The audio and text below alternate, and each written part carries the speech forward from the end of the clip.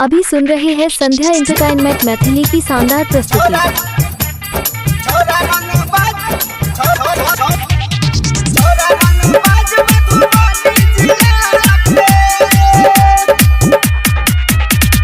अभी आप सुन रहे हैं जय मां काली रिकॉर्डिंग स्टूडियो फुलपरास चौक से। अरे रखने छिए पूरा एरिया हिला के छोरा रंगबाज मधुबनी जिला के। रखने छिए पूरा एरिया हिला के छोरा रंगबाज मधुबनी जिला के।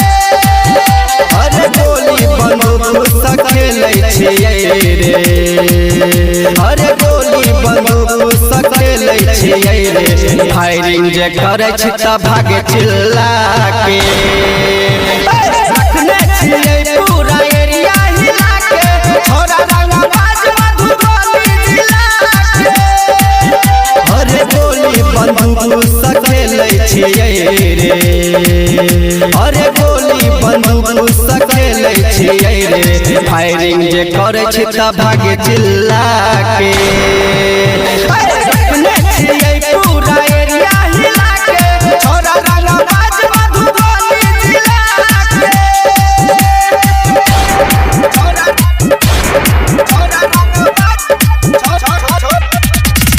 रंगबाज मधुबनी जिला के। अभी सुन रहे हैं संध्या एंटरटेनमेंट।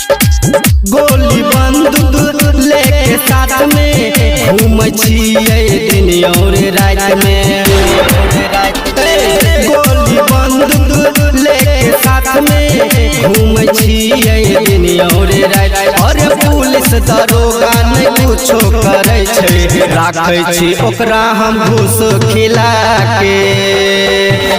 रखने छिए पूरा एरिया हिला के छोरा रंगबाज मधुबनी जिला के। अरे गोली बंदूक से खेलै छिए रे, अरे गोली बंदूक से खेलै छिए रे। फायरिंग जे करे छी त भागे चिल्ला के।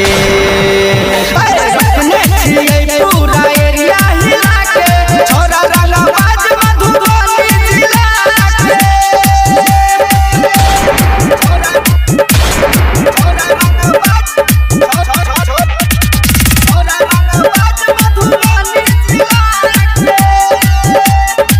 अभी सुन रहे हैं संध्या एंटरटेनमेंट गली मैथिली। गहले सुबह शाम रे गैंग यस्टर में चलै छै नाम रे। ए बाबू गली गहले सुबह शाम रे गैंग यस्टर में चलै छै नाम।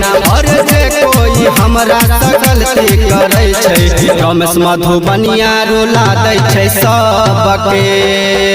अरे रखने छिए पूरा एरिया हिला के छोरा रंगबाज मधुबनी जिला के। अरे गोली बंदूक से खेलै छिए रे, अरे गोली बंदूक से खेलै छिए रे। फायरिंग जे करे छी त भागे चिल्ला के। अरे रखने छिए पूरा एरिया हिला के छोरा रंगबाज मधुबनी जिला के।